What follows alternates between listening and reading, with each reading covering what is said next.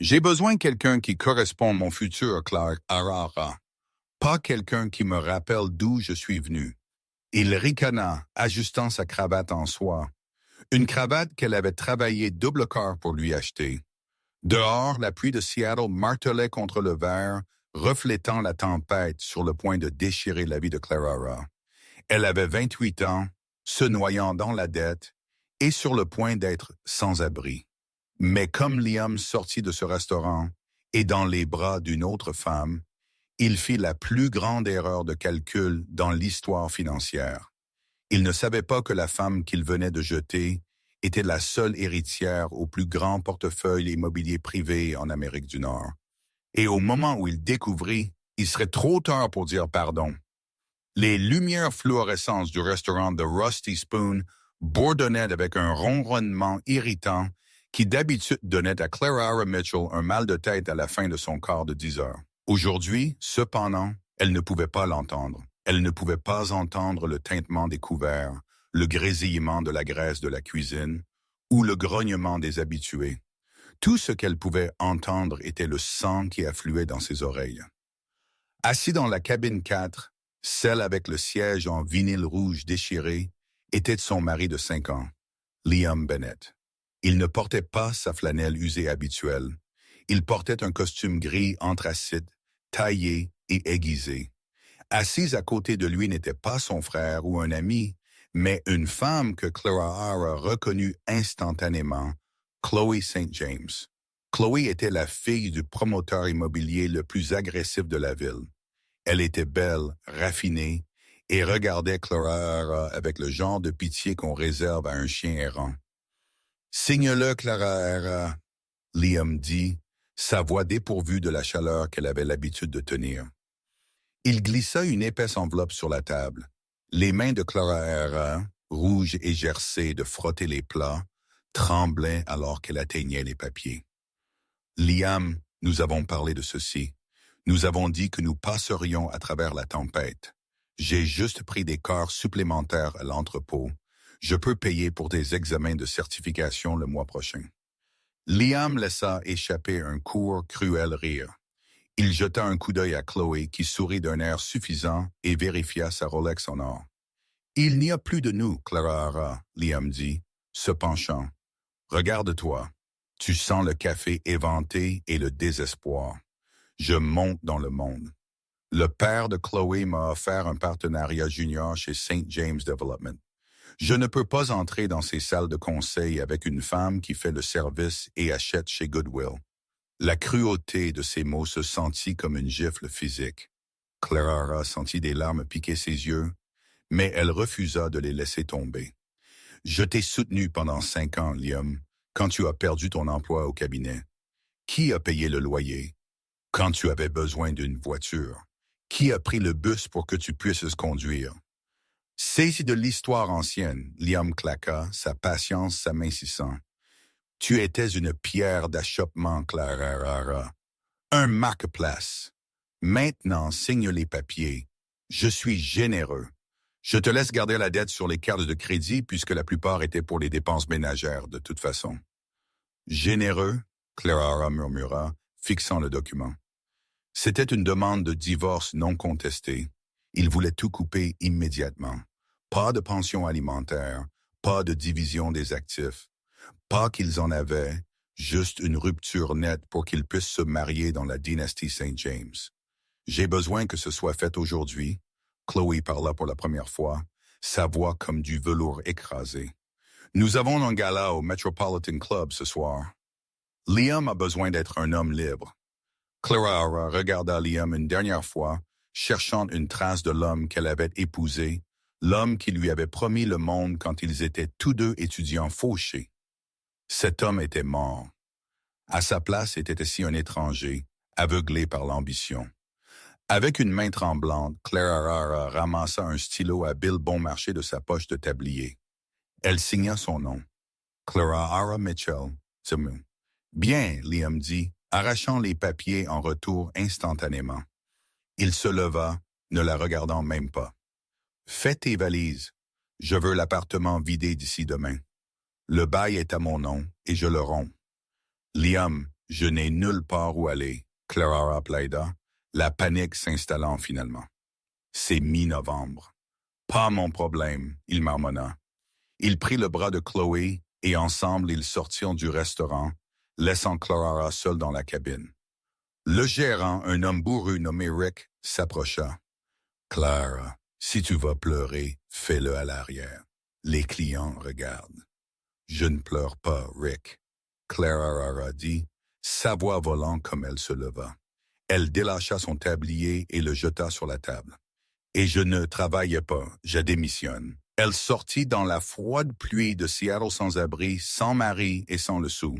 Elle avait 42 $ sur son compte bancaire et une carte de crédit plafonnée.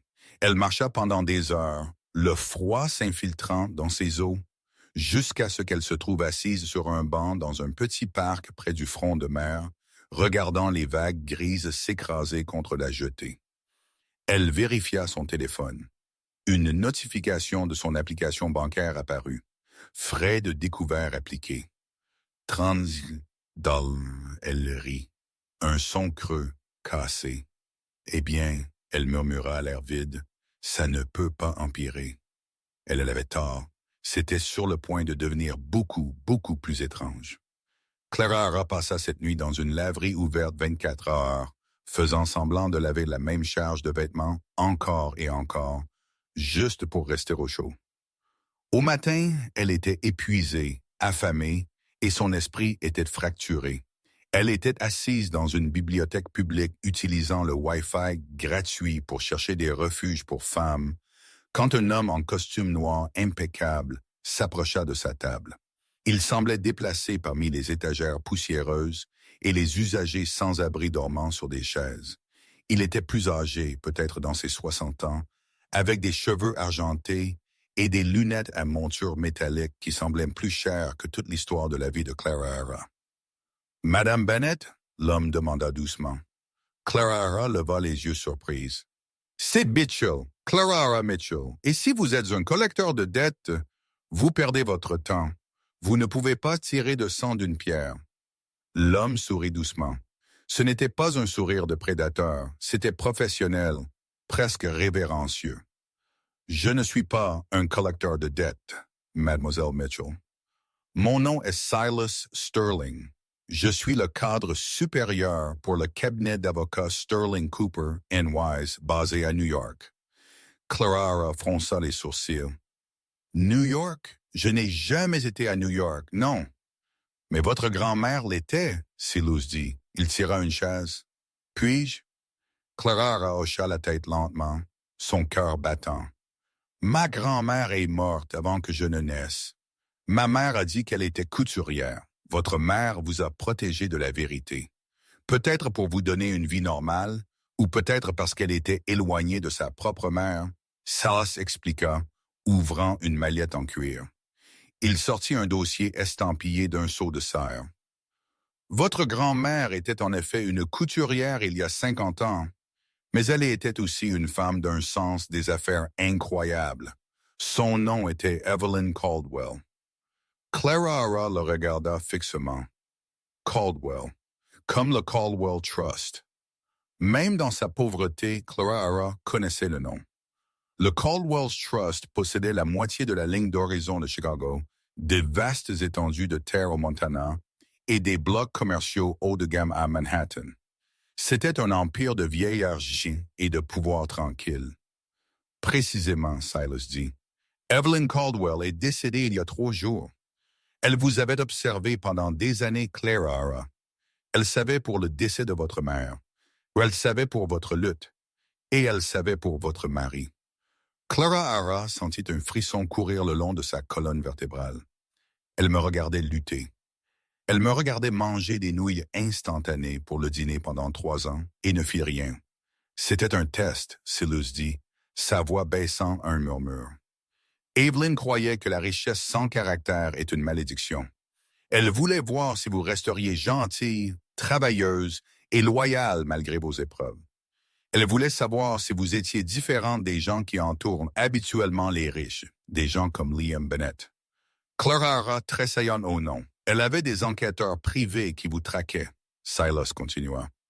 Quand M. Bennett vous a servi les papiers de divorce hier, une clause dans le testament d'Evelyn fut déclenchée.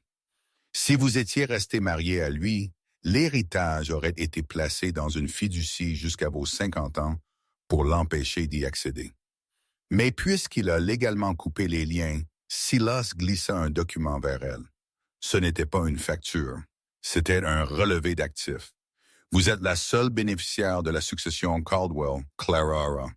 À partir de ce matin, vous êtes la propriétaire d'actifs évalués à environ 1,3 milliard de dollars, incluant des réserves de liquidité de 80 millions de dollars immédiatement disponibles pour vous. La bibliothèque tourna. Clara agrippa le bord de la table. C'est une blague. Est-ce une émission de farce et attrape? Où sont les caméras? C'est très réel, mademoiselle Mitchell, Silas dit, lui tendant une lourde carte de débit noir. Elle était faite de métal et n'avait pas de numéro dessus, juste une puce et son nom. Ceci est votre carte Centurion. Elle est liée à votre compte de holding privé. J'ai une voiture qui attend dehors. Nous devons vous emmener à l'aéroport. Le conseil d'administration attend de vous rencontrer à New York. Clara regarda la carte. Puis elle regarda son reflet dans la fenêtre de la bibliothèque, les cheveux en désordre, portant un manteau de friperie. « Je ne peux pas aller à New York », elle bégaya. « J'ai l'air d'un désordre. » Silas se leva et boutonna sa veste. « Madame Mitchell, quand vous avez 1 milliard de dollars, vous n'avez pas l'air d'un désordre. Vous avez l'air de lancer une mode. Cependant, si cela vous met à l'aise, nous avons un styliste qui attend au Four Seasons du centre-ville pour vous préparer pour le vol. » Clara se leva. Ses jambes se sentaient comme de la gelée. Hier, elle avait tout perdu. Aujourd'hui, elle possédait tout.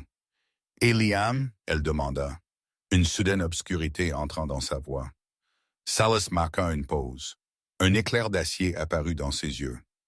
Monsieur Bennett a fait son choix. Il a choisi un partenariat junior dans un cabinet local plutôt que l'impératrice de l'immobilier. Il est actuellement inconscient de votre changement de circonstances. Nous pouvons le garder ainsi aussi longtemps que vous le souhaitez, ou Silas inclina la tête. Nous pouvons rendre sa réalisation douloureuse. Clara pensa à la pluie. Elle pensa à la façon dont Liam l'avait regardé dans le restaurant. Elle pensa au sourire narquois de Chloé. Ne lui dis pas, Clara dit, sa voix se raffermissant. Pas encore. Je veux qu'il réussisse. Je veux qu'il monte cette échelle. Je veux qu'il arrive au sommet, pensant qu'il a gagné. Silas leva un sourcil. Et ensuite, Clara serra la carte noire dans sa main. Et ensuite, je veux être celle qui possède l'échelle. Silas sourit, un véritable sourire de requin. Je pense que vous allez être une excellente présidente, mademoiselle Mitchell. Allons-y. Ils sortirent de la bibliothèque. Une élégante Rolls-Royce Phantom noire était garée illégalement sur le trottoir. Un officier de police debout à proximité. Au lieu d'écrire une contravention, l'officier discutait respectueusement avec le chauffeur. Comme Clara s'approcha, le chauffeur ouvrit la porte arrière. Elle glissa dans l'intérieur en cuir doux comme du beurre. Ça sentait le parfum cher et l'opportunité. Comme la voiture s'éloignait, Clara regarda les rues de Seattle passer les rues où elle avait marché sous la pluie juste des heures auparavant.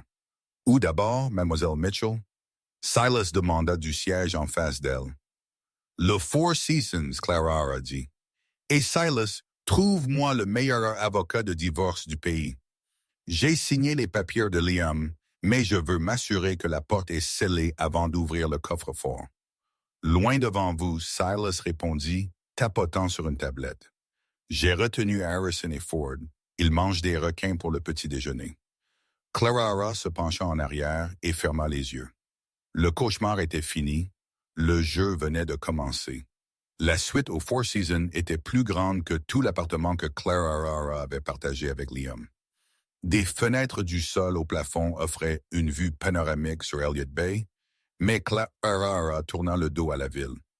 Elle s'assit dans une chaise en velours face à un miroir de vanité qui reflétait une femme qu'elle reconnaissait à peine. Une équipe de 3 stylistes dirigés par un Français à la langue acérée nommé Henry planait autour d'elle. Les cheveux, Henry déclara, soulevant une mèche de cheveux châtain terne et mou de Clara Hara. C'est triste. Ça s'excuse d'exister. Nous devons les changer. Fais ce que tu veux, Clara Hara dit, sa voix semblant distante à ses propres oreilles. Fais-moi juste ressembler à quelqu'un qui ne peut pas être entendu. 3 heures plus tard, la femme dans le miroir était une étrangère. Ses cheveux étaient maintenant d'un riche, sombre espresso, coupés en un carré asymétrique aiguisé qui encadrait sa mâchoire comme une lame. Sa peau, auparavant terne à cause du stress et d'une mauvaise alimentation, brillait sous un contouring expert. Mais c'étaient des vêtements qui complétaient l'illusion. Elle portait un tailleur de pouvoir en cachemire de couleur crème par Armani, ajusté à 1 pouce de sa vie.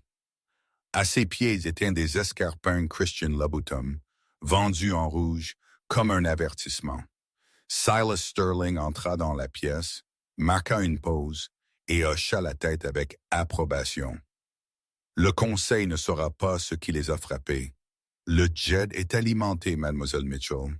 Nous partons pour New York dans 20 minutes. Sur le Gulfstream J650 privé, Clara Hara ne dormit pas.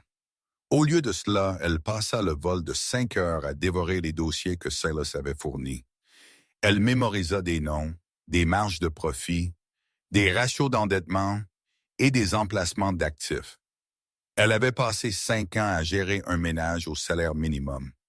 Elle savait comment budgétiser. Elle réalisa rapidement qu'une corporation d'1 milliard de dollars n'était pas si différente d'un budget familial. Elle avait juste plus de zéro et moins de pardon. Ils atterrirent à Teterboro et prirent un hélicoptère pour Manhattan. Le siège du Caldwell Trust était un monolithe d'acier et de verre sur Park Avenue. La salle de conseil était gelée. Une longue table en acajou dominait la pièce, entourée de 12 hommes et une femme, tous regardant Clara Hara avec un scepticisme à peine voilé. À la tête de la table était assis Tobias Rock, le PDG par intérim. C'était un homme bulldog, au cou épais et au visage rouge. Mademoiselle Mitchell, Tobias dit, ne se donnant pas la peine de se lever. C'est inattendu. Nous étions sous l'impression qu'Evelyn laisserait la fiducie à une fondation caritative, pas à une petite fille arrangée avec 0 expérience corporative. Clara Hara se tenait au pied de la table. Elle ne s'assit pas. Elle plaça ses mains à plat sur le bois froid et se pencha en avant. Et j'étais sous l'impression que le Caldwell Trust a vu un déclin de 4% des revenus trimestriels sous votre direction, Monsieur Rock. Clara Hara dit, sa voix stable. Elle avait mémorisé la page 42 du dossier. La pièce devint silencieuse. C'était une correction de marché. Tobias balbutia, son visage rienning. C'était de la négligence, Clara Hara le corrigea. J'ai vu le portefeuille. Vous êtes surinvesti dans les centres commerciaux de détail dans le Midwest. Les centres commerciaux meurent. Ma grand-mère le savait. Pourquoi pas vous? Elle marcha lentement le long de la table, ses talons claquant rythmiquement sur le sol de marbre. Vous pensez que je suis une serveuse? Clara Hara dit, regardant chaque membre du conseil dans les yeux. Vous pensez que je suis une ordure sans éducation qui a eu de la chance? Et vous prévoyez de voter pour former une tutelle pour gérer l'argent pour moi? J'ai lu l'ordre du jour de la réunion que vous avez essayé de cacher. Elle s'arrêta derrière la chaise de Tobias. Mais voici la réalité. Je sais ce que cela coûte de survivre quand le système vous fait défaut. Je connais la valeur d'un dollar mieux que n'importe lequel d'entre vous qui n'a jamais eu à choisir entre se chauffer et manger. Je ne suis pas ici pour être une figure de proue. Je suis ici pour travailler. Et si vous n'aimez pas ça, vous pouvez démissionner. Ma grand-mère m'a laissé 51% des actions avec droit de vote. Je suis la majorité. Je suis le patron. Elle se tourna vers Silas. Silas renvoie l'analyste qui a recommandé l'acquisition du centre commercial du Midwest. Fait, Silas dit, tapant sur son téléphone. Clara Hara regarda Tobias. Et Monsieur Rock, vous êtes en période de probation. Impressionnez-moi au prochain trimestre ou vous êtes le prochain. Elle s'assit à la tête de la table. Maintenant, parlons de Seattle. 8 mois passèrent. À Seattle, la pluie continua de tomber, lavant la mémoire de Clara Mitchell. Liam Bennett ajusta sa cravate dans le miroir de l'appartement terrasse qu'il partageait maintenant avec Chloé. C'était un appartement époustouflant donnant sur le Space Needle, mais il se sentait comme une prison. « Liam !»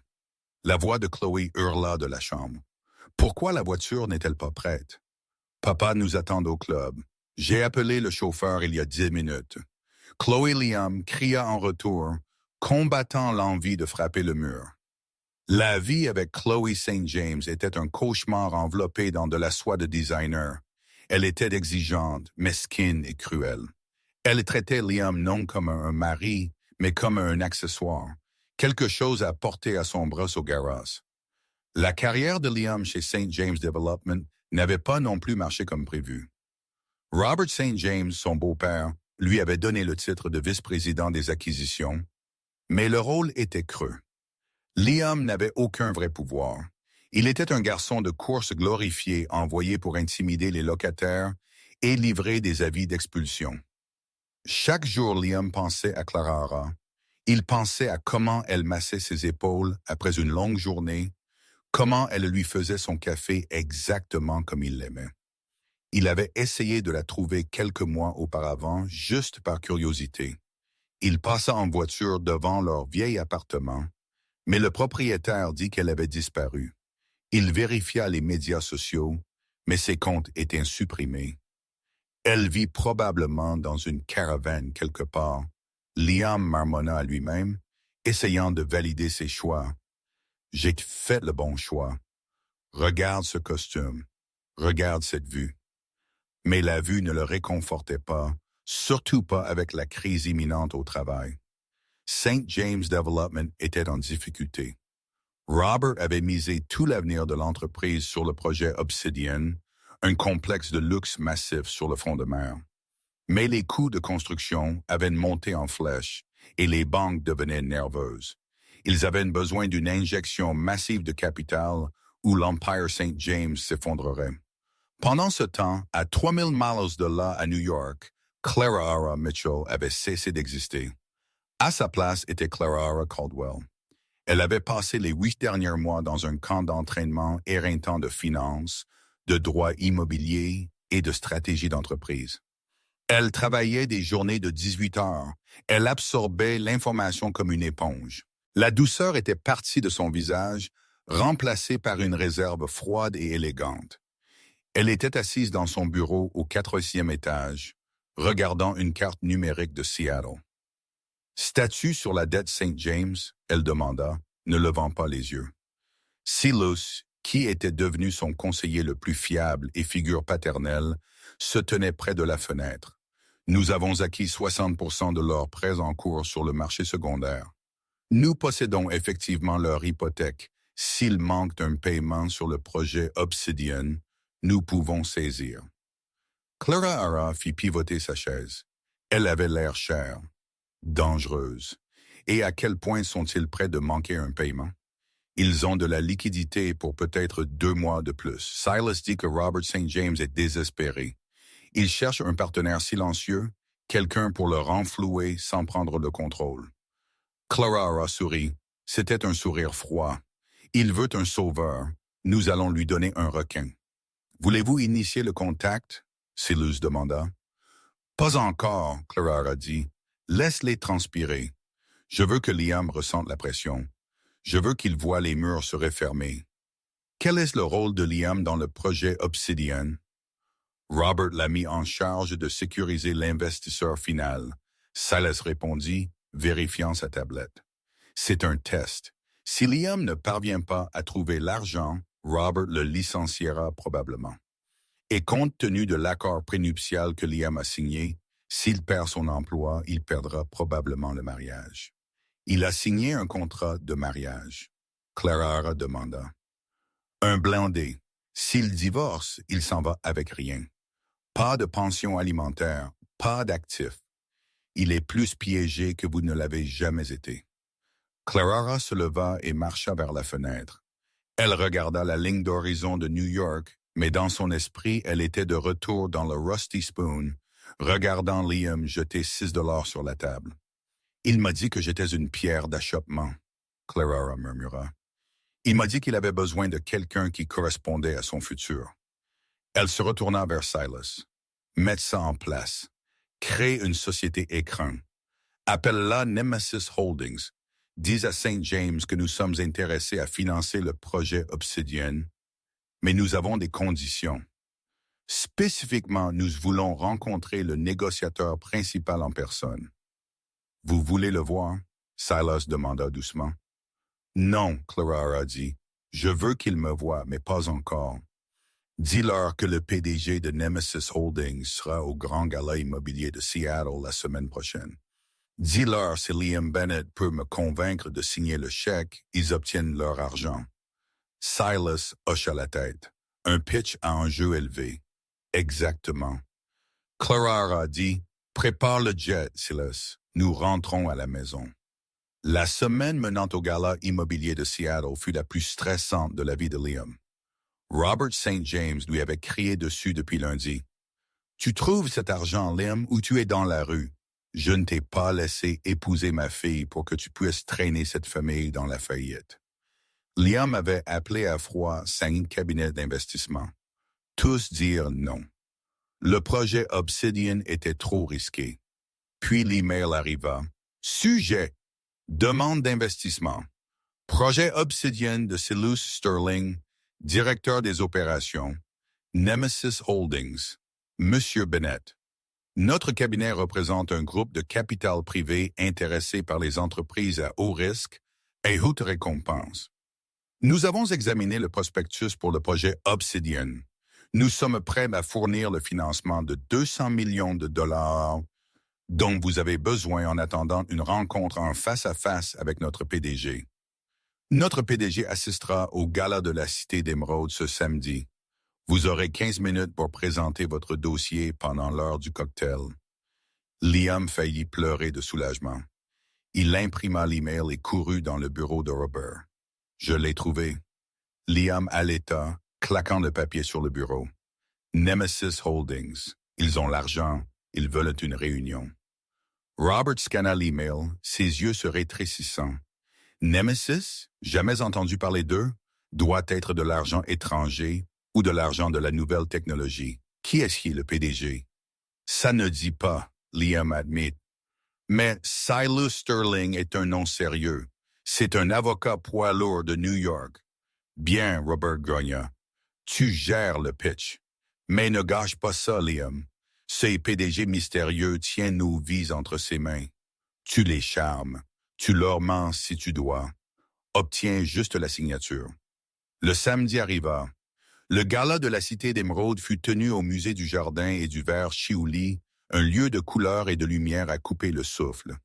L'élite de la ville était là, milliardaires de la technologie, politiciens et la vieille garde de la société de Seattle. Liam portait un nouveau smoking, mais il se sentait comme s'il suffoquait. Chloé était déjà ivre, flirtant avec un pro du tennis près du bar. Liam se tenait près de l'entrée, serrant sa tablette, transpirant. « Détends-toi », Robert siffla à son oreille. « Tu as l'air d'un fugitif. Redresse ton dos. »« Je suis nerveux, » Liam murmura. « Je ne sais même pas qui je cherche. »« Sterling a dit qu'il te trouverait, » Robert dit. À 20 heures exactement, la pièce sembla se déplacer. Le bavardage ambiant se calma alors qu'un groupe entra dans le hall principal. C'était un entourage. 4 gardes de sécurité en costume noir dégagèrent un chemin. Au centre marchait un homme aux cheveux argentés, Silas Sterling, et à côté de lui était une femme qui arrêta le souffle de la pièce. Elle portait une robe de soie bleu nuit qui semblait scintiller comme de l'huile sur l'eau. Elle était dos nu, révélant une peau qui ressemblait à de la porcelaine. Des diamants dégoulinaient de ses oreilles et de sa gorge. Pas les bijoux fantaisie-voyants que Chloé portait, mais de sérieuses lourdes pierres qui attrapaient la lumière avec un feu froid. Elle portait un masque de mascarade vénitien couvrant la moitié supérieure de son visage, ajoutant au mystère. Qu'elle bougeait avec la grâce d'un prédateur. Chaque tête tourna. Qui était-elle? Ce doit être elle. Robert murmura ou frappa. Regarde la façon dont elle marche. C'est des milliards, Liam. C'est du pur pouvoir. Liam déglutit difficilement. Il ajusta sa cravate et s'avança alors que l'entourage approchait. Silas Sterling repéra Liam et s'arrêta. Il murmura quelque chose à la femme masquée. Elle marqua une pause, inclinant légèrement la tête, étudiant Liam à travers les trous pour les yeux du masque. Ses yeux étaient sombres, intenses et terrifiamment familiers, bien que Liam ne put pas se situer pourquoi. « Monsieur Bennett », Silas dit, sa voix douce comme de la soie. « Je présume. »« Oui », Liam dit, tendant une main tremblante. « Liam Bennett. » « C'est un honneur. » La femme ne lui serra pas la main. Elle le regarda juste. « Ceci est la présidence de Nemesis Holdings », Silas introduisit. « Elle préfère rester anonyme jusqu'à ce que les affaires soient conclues.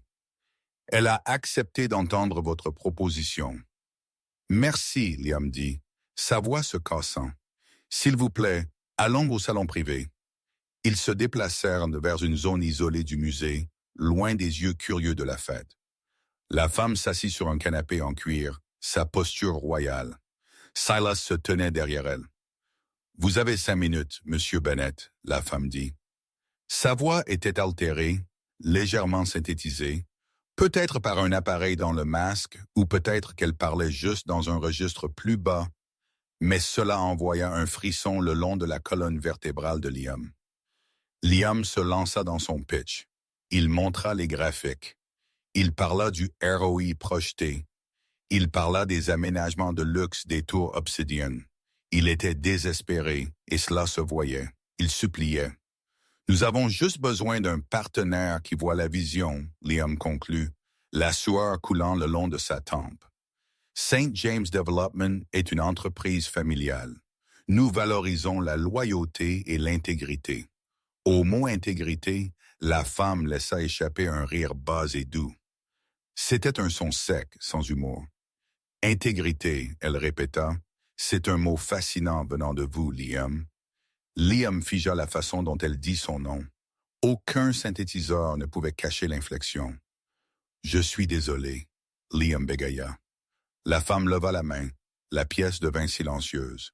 « Tu as dit que tu voulais un partenaire qui corresponde à ton futur », elle dit, sa voix revenant à son ton naturel et clair.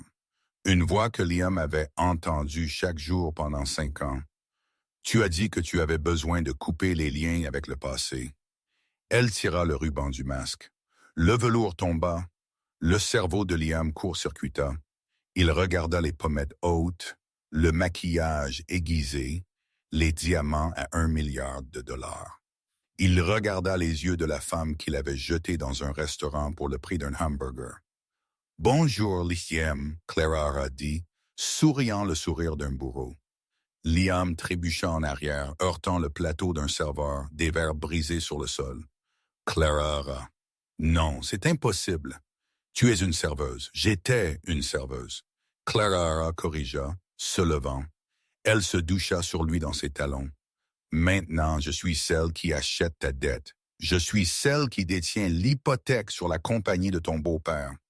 Et je suis celle qui décide si tu as un emploi demain. » La commotion attira l'attention. Robert St. James se précipita, suivi par Chloé. « Que se passe-t-il ici? » Robert demanda. « Vous a-t-il offensé, Madame la Présidente? » Clara Hara regarda Robert, puis Chloé. Chloé semblait confuse, plissant les yeux vers Clara Hara, comme si elle essayait de se rappeler un mauvais rêve. « Toi, Chloé Alta, la laveuse de vaisselle. Je préfère propriétaire maintenant. » Clara Hara dit isolément.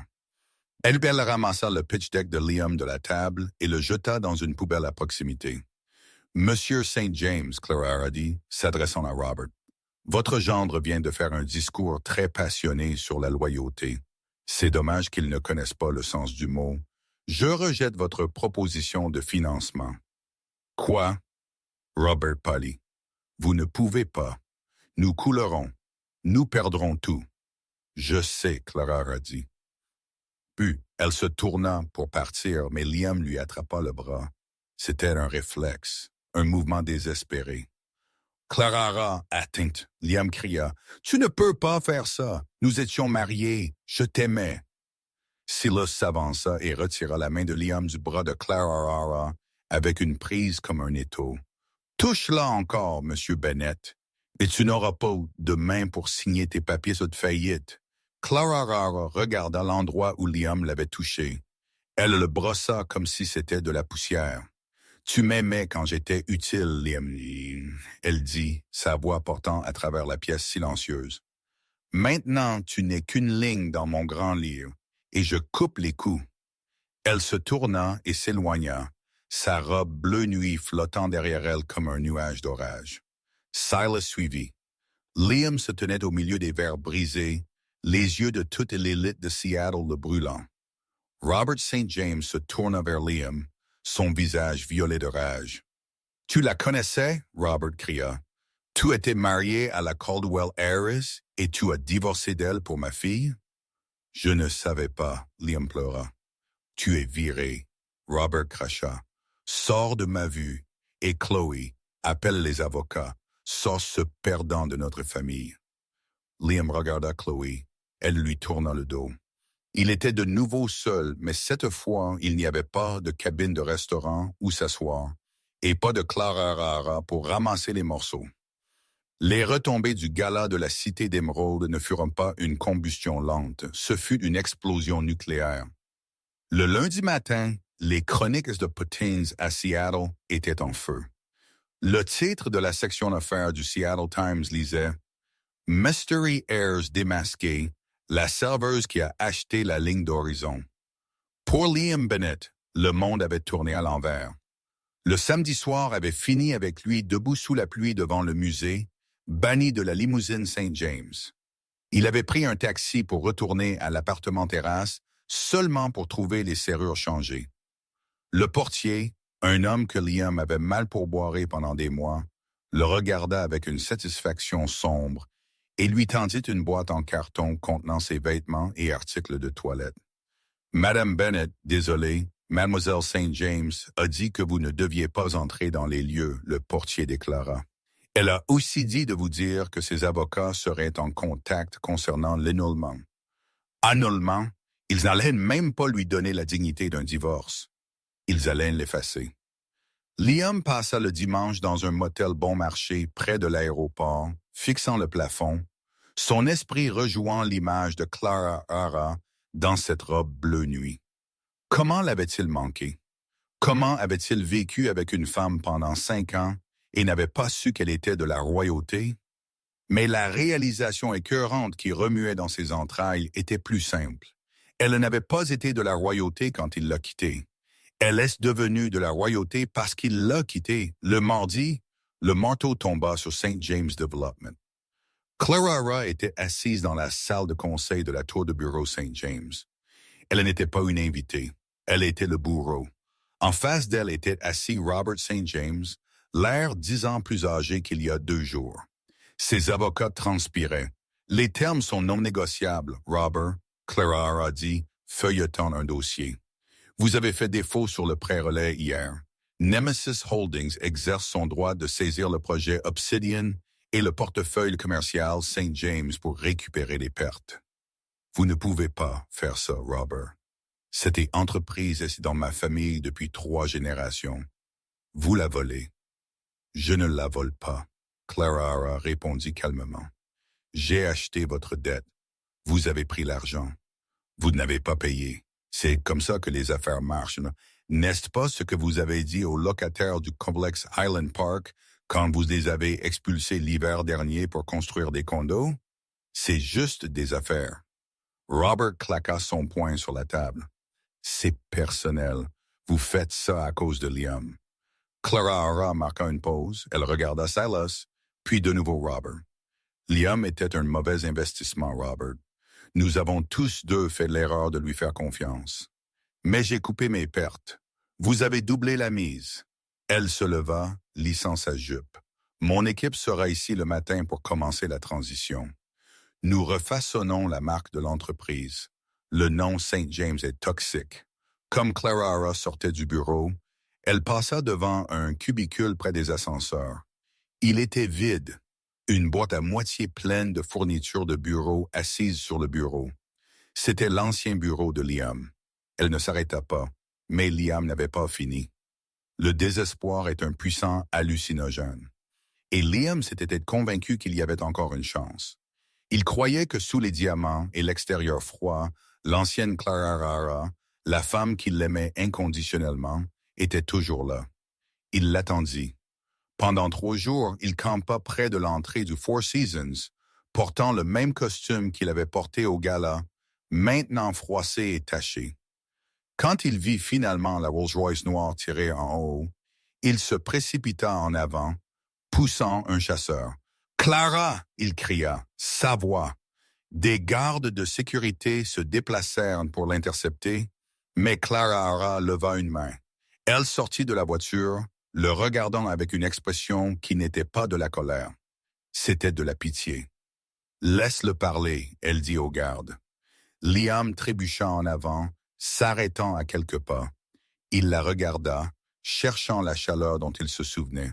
« Clara, s'il te plaît, » il supplia. « Je sais que j'ai foiré, je sais que j'étais un idiot, mais pense à ce que nous avions.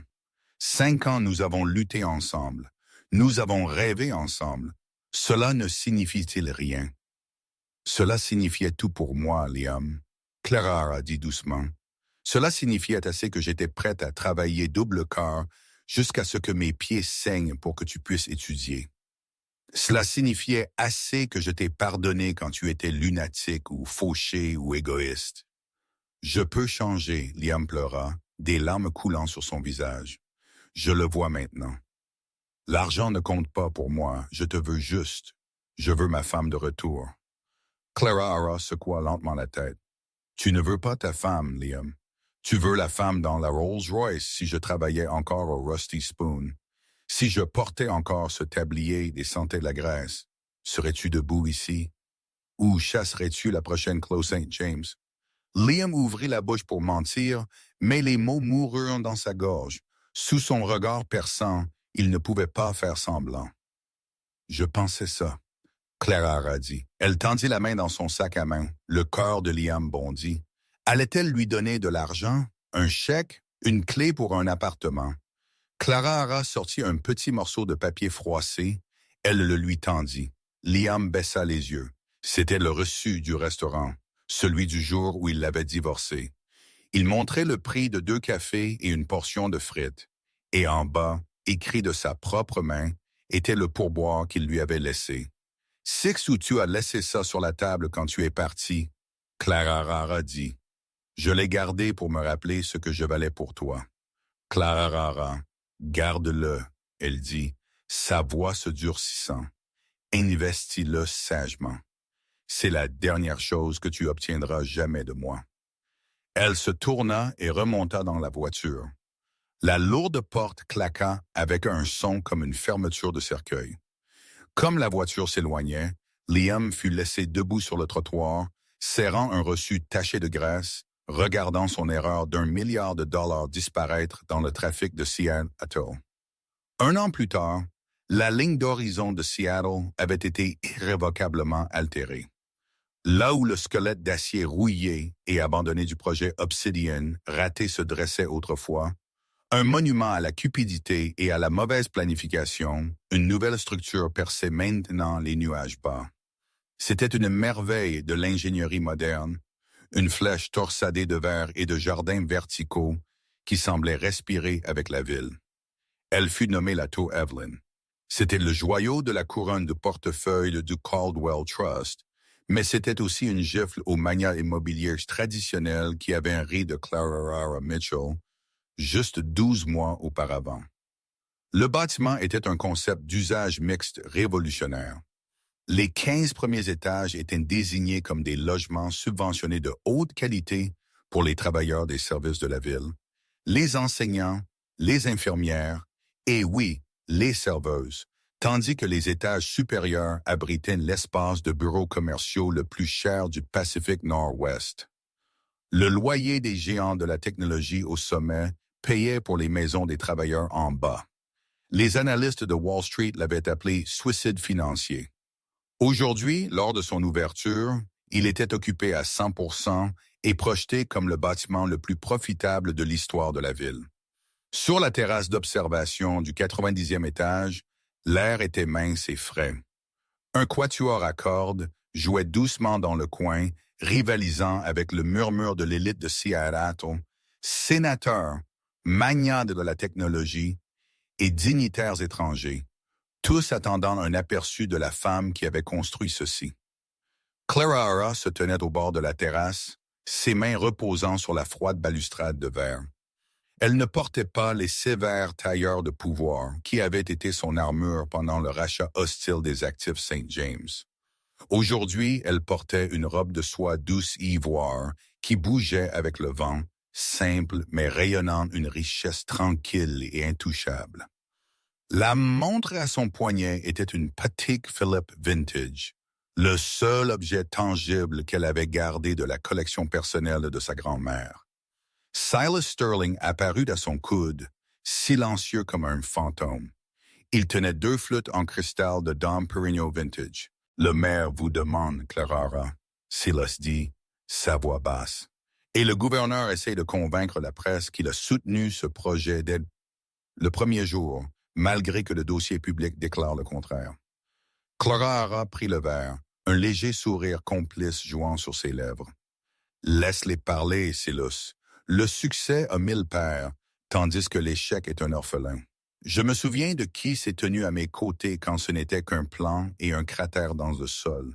Votre grand-mère aurait aimé cette vue. » Silas remarqua, regardant par-dessus Elliott Bay, où les fées coupaient des lignes blanches à travers les